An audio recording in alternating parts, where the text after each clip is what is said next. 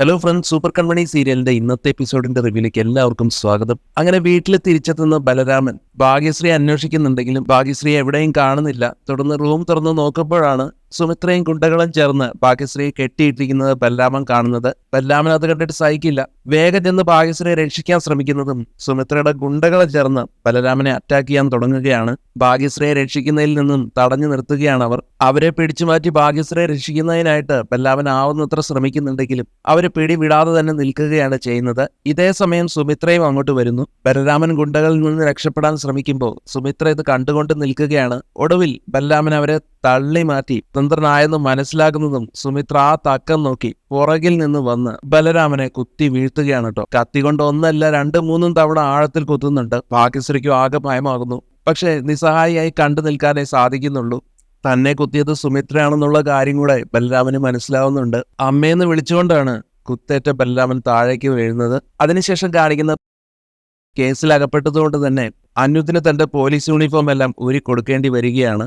ശേഷം വരുണിന്റെയും മാനസയുടെ അടുത്ത് ചെല്ലുമ്പോൾ വരുൺ പറയുന്നുണ്ട്, സാറ് വിഷമിക്കൊന്നും വേണ്ട, ഇതിപ്പോ ആദ്യത്തെ തവണയൊന്നും അല്ലല്ലോ, നമ്മളെ എന്തായാലും തൂക്കിക്കൊല്ലാനൊന്നും പോകുന്നില്ല, കുറച്ചു ദിവസം ജയിലിൽ കിടക്കേണ്ടി വരും, അത്രയല്ലേ ഉള്ളൂ. എന്തായാലും കൺമണിയുടെ കല്യാണം നടക്കുമ്പോൾ അവിടെ നിന്ന് എനിക്ക് അറ്റാക്ക് വരും, അതുകൊണ്ട് ജയിലിൽ കിടക്കുന്നത് തന്നെയാണ് നല്ലത്. ഇതൊക്കെ കേട്ട് അനിരുദ്ധിന് ദേഷ്യം വരുന്നുണ്ട്. മാനസയുടെയും വരുണിന്റെയും വാക്കുകൾ കേട്ട് കൂടെ നിന്നതിന് സ്വയം പശ്ചാത്തപിക്കുന്നുണ്ട്.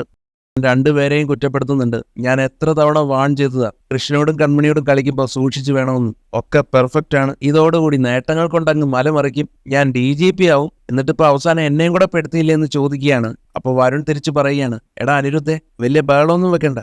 എടാന്ന് വിളിച്ചത് അനിരുദ്ധിന് ഒട്ടും ഇഷ്ടപ്പെട്ടില്ല. അതും പറഞ്ഞ് വഴക്കടിക്കുമ്പോൾ ഞാനും നീയും ഒക്കെ തുല്യര തടവ് പുള്ളികൾ. പിന്നെ പ്രതികളാകുമ്പോൾ അങ്ങോട്ടും ഇങ്ങോട്ടൊക്കെ എടാന്ന് വിളിച്ചാൽ മതി. മാനസം ഒന്നും മിണ്ടാതെ നിൽക്കുന്നത് കാണുമ്പോൾ അനിരുദ്ധ് മാനസയോട് ചൂടാവുകയാണ്. മാനസം എന്താണ് ഒന്നും മിണ്ടാതെ നിൽക്കുന്നത്? നിങ്ങൾ രണ്ടുപേർക്കും വേണ്ടിയാ ഞാൻ ഇതെല്ലാം ചെയ്തത്, എന്നിട്ടിപ്പോ ഞാൻ പെട്ടു. അപ്പൊ മാനസയും തിരിച്ചു പറയുന്നുണ്ട്, പെട്ടത് അനിരുദ്ധ് മാത്രമല്ലെന്നും നമ്മൾ 3 പേരുമാണെന്ന്. ഇവിടെ കിടന്നിങ്ങനെ തർക്കം ഉണ്ടാക്കാതെ ഇനി എങ്ങനെ പുറത്തു വരണമെന്നാണ് നമ്മൾ ആലോചിക്കേണ്ടത്. തല്ലും ബഹളമൊന്നും ഉണ്ടാക്കിയിട്ട് ഒരു കാര്യവുമില്ല.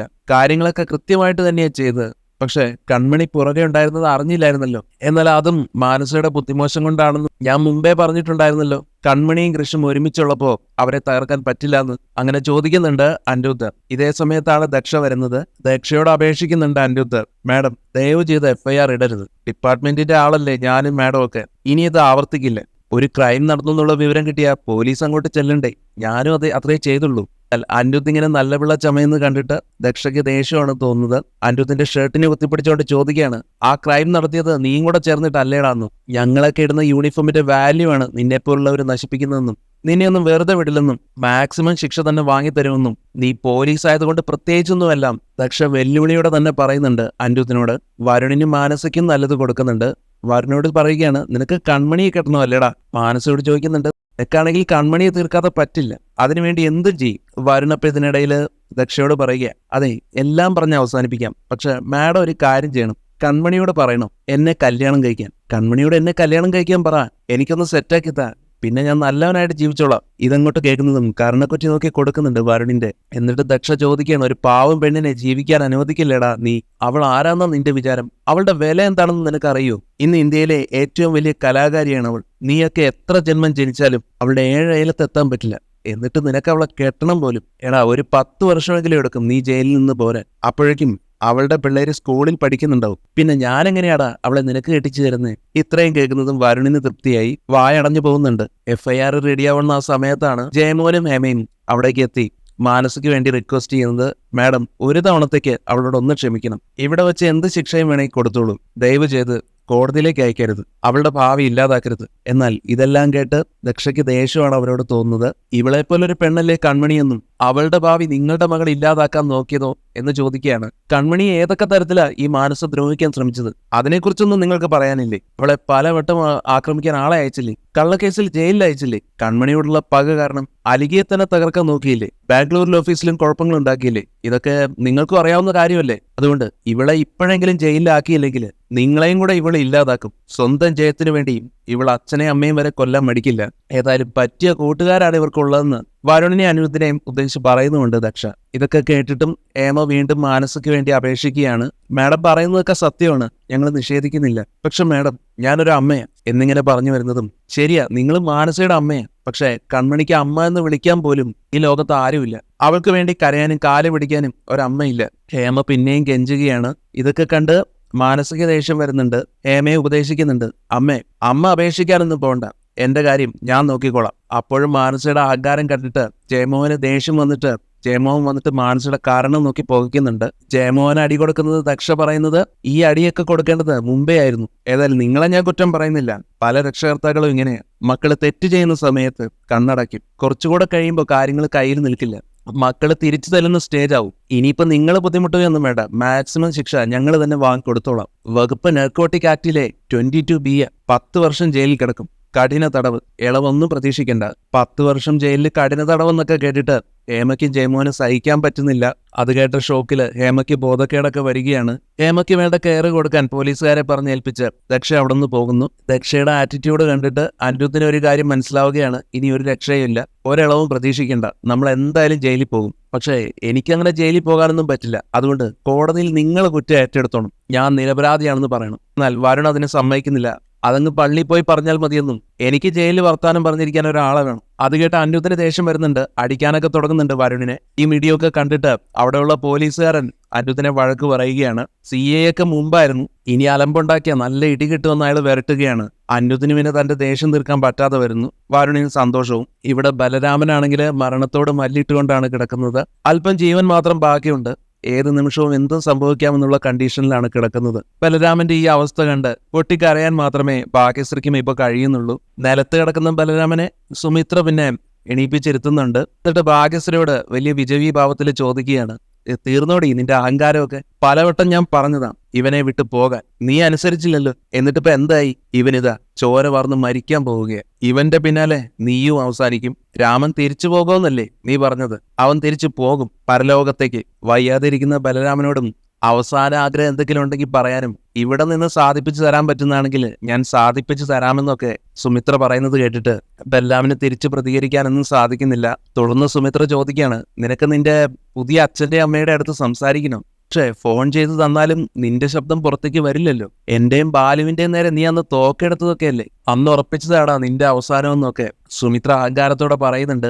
ഭാഗ്യശ്രീ വിങ്ങിപ്പൊട്ടി കരയുന്നത് കാണുമ്പോൾ നീ ഇങ്ങനെ കരഞ്ഞു കാണിച്ചെന്ന് കരുതി എന്റെ മനസ്സ് അലിയാനൊന്നും പോകുന്നില്ല. പിന്നെ ഒരൗദാര്യം ഞാൻ നിനക്ക് വേണ്ടി ചെയ്തു തരാം. പുന്നാര ചേട്ടനോട് അവസാനമായിട്ട് നിനക്ക് എന്തെങ്കിലും പറയാനുണ്ടെങ്കിൽ പറയും. ഇങ്ങനെയും പറഞ്ഞിട്ട് മൂടിക്കെട്ടിരിക്കുന്ന ആ തുണി മാറ്റി കൊടുക്കുകയാണ്. ഭാഗ്യശ്രീയെ പറയാൻ അനുവദിക്കുകയാണ് സുമിത്ര. ഭാഗ്യശ്രീ അപ്പൊ കരഞ്ഞുകൊണ്ട് അപേക്ഷിക്കുകയാണ് സുമിത്രയോട്, പ്ലീസ് അമ്മ, ഏട്ടനെ ആശുപത്രിയിലേക്ക് കൊണ്ടുപോകണം. ഏട്ടന്റെ ജീവൻ രക്ഷിക്കണം. ഞാൻ വേണമെങ്കിൽ അമ്മയുടെ കാല് പിടിക്കാം, എത്ര രൂപ വേണമെങ്കിലും തരാം. ബലരാമന്റെ ജീവൻ രക്ഷിക്കാൻ തന്നെ ഭാഗ്യശ്രീ കരഞ്ഞുകൊണ്ട് അപേക്ഷിക്കുകയാണ്. അത് കേട്ട് സുമിത്ര ചോദിക്കുകയാണ്, ഇപ്പൊ നിനക്ക് മനസ്സിലായല്ലേ ഞാൻ നിന്റെ അമ്മയാണെന്ന്? എന്നാൽ ഭാഗ്യശ്രീ പറയും, ഇപ്പോ തർക്കിച്ചുകൊണ്ട് നിൽക്കാനുള്ള സമയമില്ല, ചോര വാർന്നുകൊണ്ടിരിക്കുക. അതുകൊണ്ട് എത്രയും പെട്ടെന്ന് ഹോസ്പിറ്റലിൽ കൊണ്ടുപോകണം. ഏട്ടനെ രക്ഷിക്കണം. അമ്മ ആവശ്യപ്പെടുന്ന എന്തും ഞാൻ അനുസരിക്കാമെന്നൊരു വാക്കും കൊടുക്കുകയാണ് ഭാഗ്യശ്രീ. ഉറപ്പാണോ എന്ന് സുമിത്ര ചോദിക്കുമ്പോൾ ഉറപ്പെന്ന് തന്നെ പറയും. അതേസമയം സുമിത്ര തന്റെ ആവശ്യം ഉന്നയിക്കുകയാണ്, നീയും രാമനും ഇനി മുതൽ എന്റെ അടിമകളായി കഴിഞ്ഞ് ഞാൻ പറയുന്നത് എന്തും അനുസരിച്ച് ഇവിടെ തന്നെ ജീവിക്കണം. സമ്മതിച്ചോന്ന് ചോദിക്കുമ്പോൾ നിങ്ങളൊരു മനുഷ്യ സ്ത്രീ തന്നെയാണോ എന്ന് ചോദിച്ചു പോവുകയാണ് ഭാഗ്യശ്രീ. അപ്പൊ സുമിത്ര വീണ്ടും പറയും, അതല്ല ഇവിടുത്തെ വിഷയം, ഞാൻ പറയുന്നത് അനുസരിച്ച് ജീവിക്കാൻ പറ്റുമോ ഇല്ലയോ അതാണ് എനിക്ക് കേൾക്കേണ്ടത്. അനുസരിച്ച് കഴിയാമെന്നാണെങ്കിൽ ഇവൻ രക്ഷപ്പെടും. ഭാഗ്യശ്രീ ആണെങ്കിൽ ബലരാമന്റെ ജീവൻ രക്ഷിക്കാൻ വേണ്ടി എന്തും അനുസരിക്കാമെന്നുള്ള നിലയിലാണ്. എന്ത് വേണമെങ്കിലും അനുസരിക്കാമെന്ന് സുമിത്രയ്ക്ക് വാക്ക് നൽകുന്നു. എന്തായാലും ഈ പറഞ്ഞ വാക്ക് എന്ന് തെറ്റിക്കുന്നോ അന്ന് ഇവന്റെ മരണമായിരിക്കും എന്നുള്ളൊരു കണ്ടീഷൻ വെച്ചുകൊണ്ട് സുമിത്ര ബലരാമന്റെ ജീവൻ രക്ഷിക്കാമെന്ന് തന്നെ ഏൽക്കുകയാണ്. എന്നാൽ ഹോസ്പിറ്റലൊന്നും കൊണ്ടുപോകാൻ സുമിത്രയ്ക്ക് താല്പര്യമില്ല. ഗുണ്ടകളോട് തൽക്കാലം ഫസ്റ്റ് എയ്ഡ് കൊടുക്കാനാണ് പറയുന്നത്. എന്നാൽ ഭാഗ്യശ്രീക്ക് അത് ഇഷ്ടപ്പെടുന്നില്ല. ഫസ്റ്റ് എയ്ഡ് കൊടുക്കാനോ ഹോസ്പിറ്റലിലേക്ക് കൊണ്ടുപോകണമെന്ന് തന്നെ നിർബന്ധം പിടിക്കുമ്പോൾ ഇവനെ ഹോസ്പിറ്റലിലേക്ക് കൊണ്ടുപോകാനൊന്നും പറ്റില്ല. ബാലു ആശുപത്രിയുമായി ഇങ്ങോട്ട് വരുമെന്നാണ് സുമിത്രയുടെ വാക്കുകൾ. മാനസയും അനിരുദ്ധിനെയും വരുണിനെയും എല്ലാം വിലങ്ങണിയിച്ച് പോലീസ് കൊണ്ടുപോകാൻ തുടങ്ങുന്ന സമയത്താണ് കൃഷും കൺമണിയും അവിടേക്ക് എത്തുന്നത്. വിലങ്ങണിയിച്ച് അവരെ കൊണ്ടുപോകാൻ തുടങ്ങുന്നത് കണ്ടിട്ട് കൃഷ് പറയുകയാണ്, ദൈവം ഉണ്ടെന്ന് എനിക്ക് ഇപ്പം മനസ്സിലായി. ദൈവമായിട്ടാണ് നിന്റെ കയ്യിൽ വിലങ്ങ് വിലങ്ങ് വെച്ച് ഞങ്ങളുടെ മുമ്പിൽ കൊണ്ട് നിർത്തിയിരിക്കുന്നത്. ഓർമ്മയുണ്ടോ അന്ന് നിങ്ങൾ 3 പേരും ചേർന്ന് കൺമണിയെ കള്ളക്കേസിൽ കുടുക്കിയത്? തിരുവോണ ദിവസം ഇതുപോലെ കോടതിയിൽ ഹാജരാകാൻ വേണ്ടി കൊണ്ടുപോവുകയായിരുന്നു. ഞാൻ നിന്റെ കാല് പിടിക്കും പോലെ അപേക്ഷിച്ചതല്ലേ, കാല് പിടിക്കാൻ തുടങ്ങിയതല്ലേ. പക്ഷേ നിന്റെ മനസ്സലിഞ്ഞില്ല. എന്റെ നെഞ്ചിലെ നീറ്റില് ദൈവം കണ്ടടാ. നമ്മുടെ ആഗ്രഹം സാധിച്ചു കഴിയുമ്പോ പറയുമല്ലോ ഇനി മരിച്ചാലും കുഴപ്പമില്ലാന്ന്. അതേ അവസ്ഥയാണടാ എനിക്ക്. ഞാൻ കാണേണ്ടത് കണ്ടു, ഇനി മരിച്ചാലും കുഴപ്പമില്ല. ഇത് കേൾക്കുന്ന വരുൺ തിരിച്ചു പറയുന്നുണ്ട്, മരിച്ചാൽ നിനക്ക് തന്നെയാണോ നല്ലത്, അല്ലെങ്കിൽ നീ എന്റെ കൈ കൊണ്ട് തീരുമെന്ന്. ഋഷിതനെല്ലാം ഉരുളയ്ക്കുപ്പേരി പോലെ നല്ല മറുപടി കൊടുക്കുന്നുണ്ട്. വരുണിനോടായിട്ട് ആദ്യം കാല് നിലത്ത് കുത്തി നിൽക്കാൻ നോക്കാനും എന്നിട്ട് മതി നിന്റെ വെല്ലുവിളിയെന്നും പറയുന്നുണ്ട് കൃഷ്. മാനസ അപ്പോഴും ഗർവോടും വാശിയോടും കൂടി കൺമണിയോട് ചെന്ന് പറയുകയാണ്, എടി കൺമണി, എന്റെ കയ്യിൽ നീ വിലം കിട്ടല്ലേ, ഇതിന് ഞാൻ നിന്നെക്കൊണ്ട് തന്നെ സമാധാനം പറയിപ്പിക്കും. കൺമണി തിരിച്ച് നല്ലത് കൊടുക്കുന്നുണ്ട്. നിന്റെ കയ്യിൽ വിലങ്ങ് വീണതിന്റെ ഉത്തരവാദിത്തി ഞാനല്ല, നീ തന്നെയാ. നീ കുഴിച്ച കുഴിയില് നീ തന്നെ വീണു. എനിക്ക് വേണ്ടി കൃഷ് സാറിന് വേണ്ടി ഞാനും ഉള്ളിടത്തോളം കാലം നിനക്കൊന്നും ഞങ്ങളെ ഒന്നും ചെയ്യാൻ പറ്റില്ലടി. നീ ലഹരി കേസിൽ കൊടുക്കാൻ നോക്കിയല്ലേ, കൃഷ് സാറിന് ലഹരി ഞാനാണെടി. എന്റെ ലഹരിയാണെങ്കിൽ കൃഷ് സാർ പുറത്തുള്ള ഒരു ലഹരിയും അടിച്ചേൽപ്പിച്ചാൽ നിൽക്കില്ല മോളെ. കൃഷും പരിഹാസ രൂപേണ ഇനി വരാൻ പോകുന്ന ജയിലിൽ കിടക്കുന്ന നാളുകളെ മനസ്സ് നന്നാക്കാൻ വേണ്ടി യൂസ് ചെയ്യാനും എന്നിട്ട് പുതിയ ആളായിട്ട് തിരിച്ചു വരാനും പറയുമ്പോൾ മാനസ തിരിച്ചു പറയുന്നത് ഇങ്ങനെയാണ്, ഞാൻ തിരിച്ചു വരാതിരിക്കാൻ വേണ്ടി പ്രാർത്ഥിക്ക്. ഇനി തിരിച്ചു വരുന്നുണ്ടെങ്കിൽ നിങ്ങളുടെ രണ്ടുപേരുടെയും നാശത്തിനായിരിക്കും എന്നാ. ഇത് കേൾക്കുന്ന കൃഷ്, അപ്പൊ ഇനി എന്ത് വന്നാലും നീ പഠിക്കില്ലെന്ന് ഉദ്ദേശിച്ചിട്ടാണല്ലേ എന്ന് ചോദിക്കുമ്പോൾ, നിന്നെയൊക്കെ ഞാനാണടാ പഠിപ്പിക്കാൻ പോകുന്നത്. പിന്നെ കൺമണി, ഇവൻ താലി കെട്ടിയെന്നുള്ള ഒറ്റ അഹങ്കാരമല്ലേ നിനക്കുള്ളത്. നിന്റെ കഴുത്തിലെ ഈ താലി ഞാൻ അറക്കും, അത് ഉറപ്പാണടി. മാനസയുടെ ഈ ഘോരമായ വെല്ലുവിളിയൊന്നും കൺമണിയെ പേടിപ്പിക്കുന്നില്ല.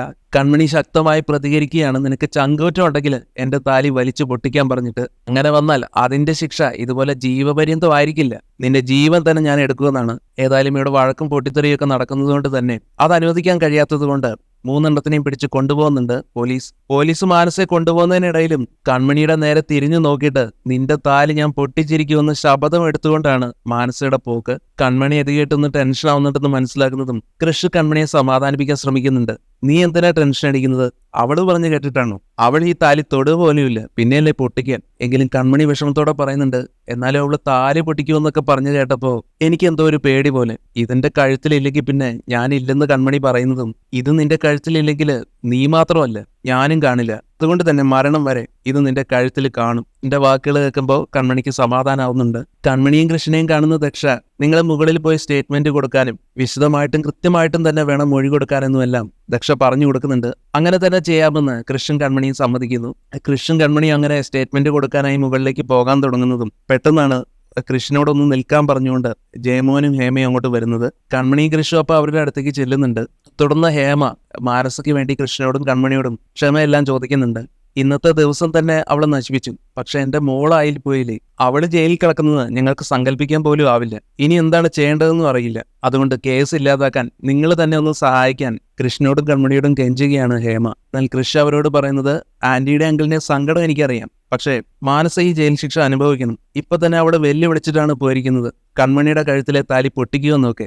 ജയിലിലൊക്കെ ചെന്ന് അവളൊന്ന് നന്നാവട്ടെ. അവള് നന്നാവുന്നത് കൺമണിക്ക് മാത്രമല്ല, ആന്റിക്കും അങ്കിളിനും ഒക്കെ അത് ഗുണം ചെയ്യും. കുറച്ചു ദിവസം അവള് ജയിലിൽ കിടക്കട്ടെ എന്ന് തന്നെയാണ് കൃഷ്ണന്റെ തീരുമാനം. അതിനുശേഷം ഒരു പുതിയ കഥാപാത്രത്തെയാണ് കാണിക്കുന്നത്, ഡോക്ടർ മീരയെ. കുറച്ചു ദിവസം ലീവ് എടുത്ത് പോകാൻ ഉദ്ദേശിക്കുന്ന ഡോക്ടർ മീരയോട് ഫ്രണ്ടായിട്ടുള്ള ഡോക്ടർ കാരണം ചോദിക്കുമ്പോൾ തന്റെ കല്യാണം അടുത്തെന്നും പെണ്ണ് കാണാൻ പയ്യനും ടീമും നാളെയാണ് വീട്ടിലേക്ക് വരുന്നതിനെ കുറിച്ചെല്ലാം ഫ്രണ്ടിനോടായി സംസാരിക്കുകയാണ് മീര. അപ്പോൾ ആ ഒരു സമയത്താണ് മീരമൂളയെന്ന് വിളിച്ചുകൊണ്ട് ബാലഗോപാൽ അങ്ങോട്ട് വരുന്നത്.